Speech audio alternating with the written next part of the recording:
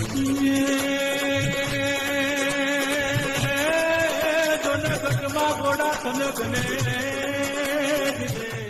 મિત્રો, વિડીયોમાં આપનું સ્વાગત છે. મિત્રો, આપણી સોરઠી સંસ્કૃતિમાં એક દુહો છે, સૌરઠ અમારી જગ જૂની ને ગઢ જૂનો ગિરનાર, જ્યાં હાવજડા હેંજળ પીવે એના નમણા નરને નાર. એટલે આપણી સોરઠી સંસ્કૃતિ જે છે એ મહાન છે, માત્ર ભૌગોલિક રીતે નહીં, એના સાંસ્કૃતિક મૂલ્યોને લીધે મહાન છે. આ સોરઠ ધરામાં ઘરે ઘરે, ઝૂંપડે ઝૂંપડે, નગરે નગરે એવી વાતો પડી છે કે જે સમગ્ર વિશ્વને માર્ગદર્શન કરનારી છે. આપણી સંસ્કૃતિ લોકોત્તર છે, જે માનવીય સભ્યતાને, માનવીય જીવનને માર્ગદર્શન કરી શકે એવી વાતો આપણી સોરઠની ધરતીમાં પડી છે. અને એને આપણા મહાન કવિઓ, લેખકો, શાયરો જે થયા એમણે ગ્રંથસ્થ કરી છે, પુસ્તકોમાં લખી છે. અને એવા જ એક મહાન કવિ, લેખક એટલે આપણા રાષ્ટ્રીય શાયર સ્વર્ગીય શ્રી ઝવેરચંદ મેઘાણી, એનું આ પુસ્તક મારા હાથમાં છે. નામ છે સોરઠી સંતો. એ પુસ્તકની અંદર સોરઠી સંતોને મેઘાણીજીએ વણી લીધા છે. એની અંદર આપણા સોરઠી સંતોની વાતો વણી છે. પાંચાળનું ભક્તિ મંડળ, દાનબાપુ, રામબાવા, વેલાબાવા, દેવીદાસ બાપુ, સંત મેકરણ અને જેસલ પીર, આ સંતોનો આ પુસ્તકની અંદર ઉલ્લેખ છે. કેવા હતા આ સંતો? મેઘાણીએ એનું વર્ણન કર્યું છે કે આ જે સંતો હતા એ કોઈ શૈવ કે વૈષ્ણવ સંપ્રદાયમાંથી સાંપ્રદાયિક સંતો નહોતા. લોક એટલે કે સામાન્ય જન સમુદાયમાંથી ઉદ્ભવેલા સામાન્ય લોક સંતો હતા. એણે કોઈને ઉપદેશ નથી આપ્યો, જ્ઞાન, વૈરાગ અને અધ્યાત્મની મોટી મોટી વાતો નથી કરી. એનો જીવન મંત્ર એક જ હતો, માનવ સેવા, પરોપકાર.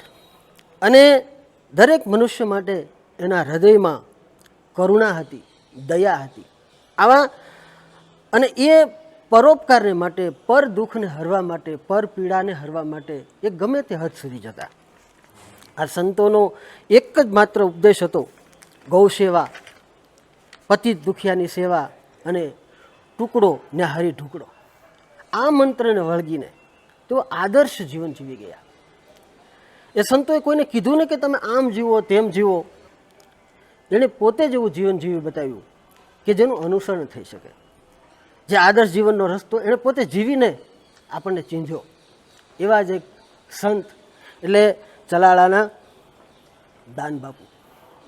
આ જગ્યા જ્યાં અત્યારે ઊભો છું એ ચલાળાની દાન મહારાજની જગ્યા છે. અને એને આ પુસ્તકમાં મેઘાણીજીએ વર્ણવ્યા છે. આજે આપણે એને યાદ કરીએ.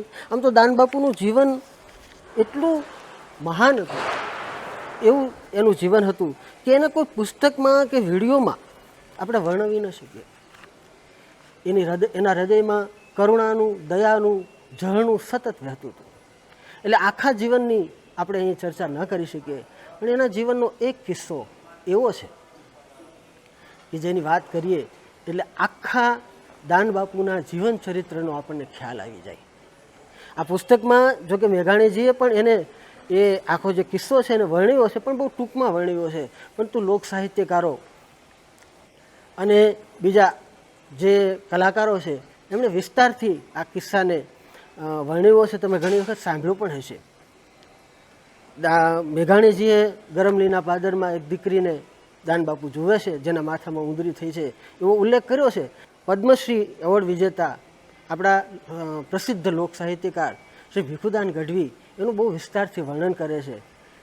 કહે છે, રાતના અંધકારમાં બે ઘોડેસવાર હાલ્યા જાય છે. એમાં આગળના જે ઘોડેસવાર હતા, એ જે ઘોડો હતો એને પગ ઠેરાવ્યા. એ આગળના ઘોડા ઉપર જે સવાર હતા એ સંત પાળિયાદના સંત શ્રી વિહામણ બાપુ હતા, અને પાછળના ઘોડા ઉપર સવાર હતા એ ચલાળાના સંત શ્રી દાનબાપુ હતા. એટલે આગળના ઘોડેસવારને પાછળના ઘોડેસવાર પૂછે છે કેમ, શું થયું? કે બાપુ ઘોડું આગળ નથી હાલતું, કંઈક છે, શું છે એમ જ્યારે પૂછે છે ત્યારે રોડની સામે કાંઠે એક દ્રશ્ય જોવા મળે છે. રાત હતી, વેરાન વગડો હતો, અંધારું હતું. એમાં રોડના કાંઠા ઉપર એક દીકરી બેઠી છે. મેલા ઘેલા વસ્ત્રો, ફાટેલા તૂટેલા, માથા ઉપર જે વાળ છે એ ખંજવાળી અને એની વાટું વણાઈ ગઈ છે. એમાં લોહી પરું હાલ્યા જાય છે. આવું બિહામણું અને ભયંકર દ્રશ્ય કાચી પોચી છાતીનો કોઈ માણસ જુએ તો બી મરે. આવું દ્રશ્ય જોવા મળે છે. એટલે પણ આ તો સંત હતા, અને એમાંય પાછા કાઠી ક્ષત્રિય સંત. ઘોડેથી નીચે ઉતરી અને દીકરીની પાસે જ્યારે જવા જાય છે ત્યારે દીકરી કહે છે, બાપુ છેટા રહેજો, મારી નજીક નહીં આવતા. કેમ, શું થયું બેટા? તો કે બાપુ, મારા માથામાં ઉંદરી થઈ છે જેનો કોઈ ઈલાજ નથી, અને ખંજવાળી એમાં લોહી નીકળ્યા છે, અને લોહીને લીધે પછી એના પરુ થયા છે, માથામાંથી દુર્ગંધ આવે છે. મારી પાસે કોઈ આવતું નથી, તમે પણ નહીં આવતા, તમે આ દુર્ગંધ સહન નહીં કરી શકો. ત્યારે સંતના હૃદયમાં કરુણાની સરવાણી ફૂટે છે, અને મનમાં ઠાકર એમ કહી દે છે. દીકરીને પૂછે છે કે બેટા, આનો કોઈ ઈલાજ? ત્યારે દીકરી કહે છે કે બાપુ, આ ઉંદરીના રોગનો કોઈ ઈલાજ નથી. એ સમયે એ અસાધ્ય રોગ કહેવાતો. મને આ રોગની પીડા સહન નથી થતી, પણ શું કરું? મારા માવતરને પણ ગામ લોકોએ કીધું કે આ દીકરી, આ રોગ આખા ગામમાં ફેલાય, એના કરતાં તું આને બહાર મૂકીએ. એટલે મારા માવતર મને અહીંયા મૂકી ગયા છે. દિવસે કોઈક આવીને દૂર રોટલા મૂકી જાય છે, લઈ લઉં છું અને ખાઈ લઉં છું. બાપુ, મને પીડા બહુ થાય છે. બેટા, કાંઈ ઈલાજ આનો? કે હા, એક ઈલાજ છે. કોકે કીધું તું કે કાળિયો કૂતરો આવી અને જો માથું ચાટે તો કદાચ આ મટે. ત્યારે આ સંત જે પરોપકારી હતા, જેના હૃદય એકદમ કોમળ અને રુજુ હતા, એવા સંતે પોતાના બે હાથ ઊંચા કરી અને ભગવાનને પ્રાર્થના કરી કે હે કરુણા નિધાન, હે કૃપાના સાગર, હે અખિલ બ્રહ્માંડના માલિક, મેં મન, વચન અને કર્મથી કોઈ દિવસ જો કંઈ પાપ ન કર્યું હોય અને સદાય તારી ભક્તિ કરી હોય તો મને થોડી વાર માટે તારો કાળિયો કૂતરો બનાવી દે અને આ દીકરીની મને પીડા હારી લેવા દે. આટલું કહી અને ચલાળાના એ સંત દાના ભગત દીકરીનું માથું બે હાથે પકડી અને એના માથામાં 1, 2 અને 4 લબરકા જ્યાં લીધા, કોરું ધ્રવાંગ જેવું દીકરીનું માથું થઈ ગયું. અને દીકરીના માથામાં અને હૈયામાં પણ ટાઢા શેરડા ફૂટ્યા. અને બાપુને કીધું કે બાપુ, તમે તો મારી પીડા હરી. ત્યારે દાન મહારાજ બોલ્યા હતા કે બેટા, પીડા મેં નથી હરી, પીડા તો મારા કાળિયા કૂતરાએ હરી છે. તમે વિચાર કરજો મિત્રો, પર પીડાને હરવા માટે, બીજાની વેદનાને સહન કરવા માટે આ સંતો કેટલી હદ સુધી જતા. આવા આપણા સોરઠના મહાન સંતો થયા. અને એ જ સંત એટલે ચલાળાના દાના ભગત, એની જગ્યામાં અત્યારે હું અહીંયા છું. એ મહાન સંતના સ્મૃતિ ચિહ્નો જ્યાં પડ્યા છે એ જગ્યાની અંદર એ ધરતીની ધૂળને માથે ચડાવવા માટે હું અહીંયા જગ્યામાં આવ્યો છું. આવો આપણે પણ ખૂબ ભાવ અને શ્રદ્ધાપૂર્વક આ જગ્યાના દર્શન કરીએ. ધન્યવાદ.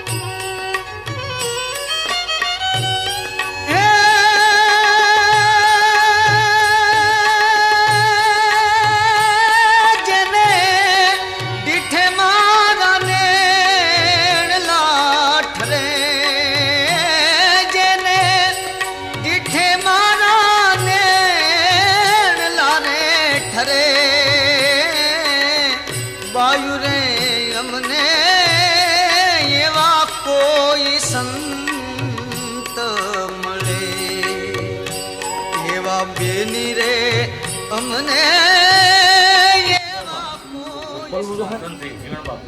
જીવણ બાપુ બરાબર. ના એ ખોલવાની જરૂર નથી. જીવના બાપુ જીવણા બાપુ બરાબર. દેવો બાપુ હા હા એમના પછી દેવા બાપુ સિદ્ધેવા બાપુ.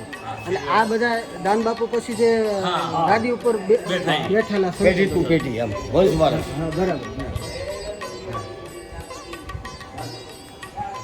હવે પછી દેવા બાપુ પછી ઉનર બાપુ થઈ ઉનડ બાપુ. ઉનર બાપુ હા સરસ. એમના દીકરા ગુરુ બાપુ, એમના દીકરા દાદા બાપુ, એમ બધી લાઈન આવી છે બરાબર. પરંપરા. પરંપરા.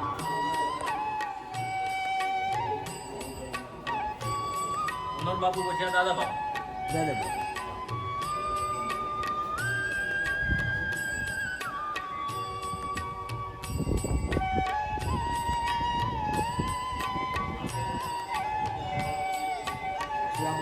ગુરુ છે પેઢી હા હા આ એક લઈ લે દાદા. ભણે બાપુ.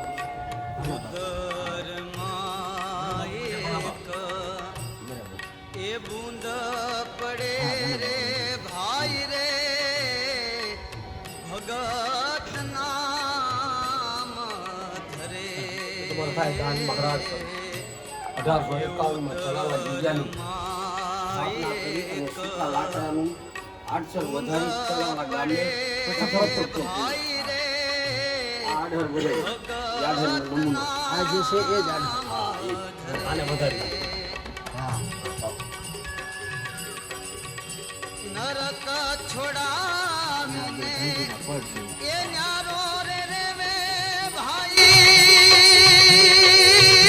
નરક છોડાવીને ન્યારો રે વે ઈ તો હે અમારા લોક ને રે વરે બાયુ રે અમને એવા કોઈ સંત મળે એવી તેની રે અમને એવા કોઈ સંત મળે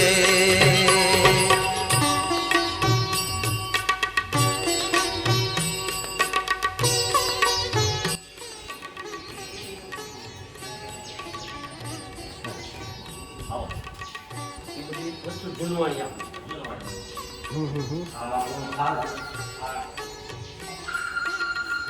ગાડી છે. હા બગી બગી બગી. હા, બે ઘોડાની બગી આલે સવારે. હા 2 ઘોડાની બગી. બે ઘોડાની બગી.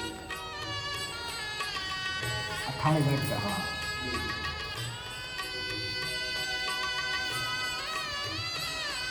આ પાણી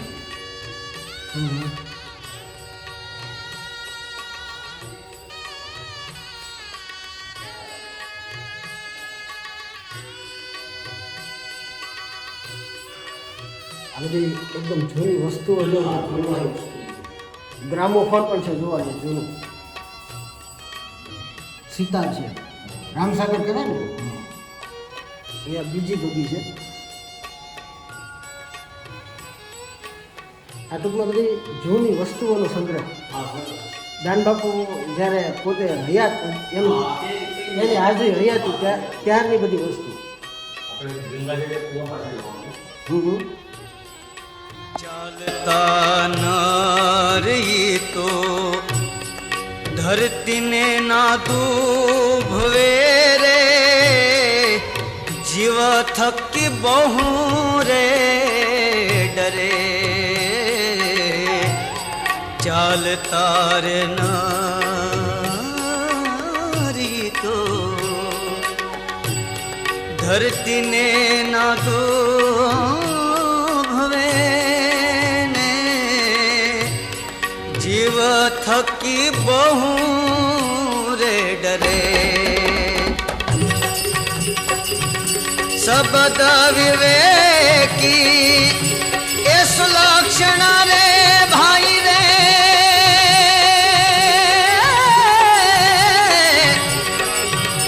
શબ્દ વિવેકી એ સુલક્ષણ રે ભાઈ તો પૂછી પૂછી પાવરે ધરે બાયુ રે એવા કોઈ સંત મળે એ જેને દીઠે મારા નેણ લારે ઠરે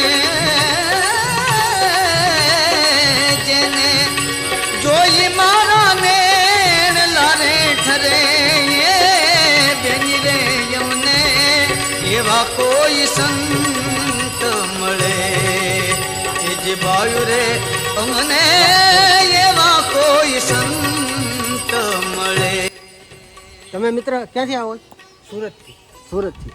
અચ્છા, એટલે અહીંયા બાપુની આસ્થાથી પગે લાગવા બાપુની આસ્થાથી કોઈ મારી માનતા માનતા બાનતા? હતી. માનતા. સીરસ નીકળ્યો હતો. ઓહો, એ સારો થઈ ગયો એટલે વાહ, સરસ. માનતા એ પૂરી જે કૂવો છે ગંગા જળિયો, ત્યાં તમે હાથ પગ ધોયા હાથ પગ અને ધોયા. હવે પાછું 3 વાર નવાનું. 3 વાર નાવાનું. વાહ, સરસ. આ જે શ્રદ્ધા છે ને, આ શ્રદ્ધા છે પૂરેપૂરી બાપુના આશીર્વાદ.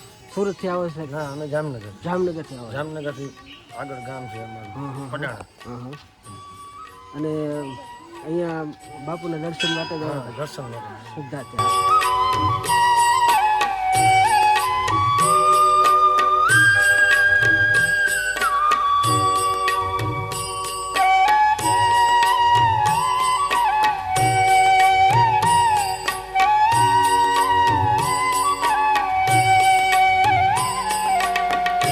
આખરી આપણે શું નામ સાહેબ તમારું? પાટી સજ્જનસિંહ હિંમત.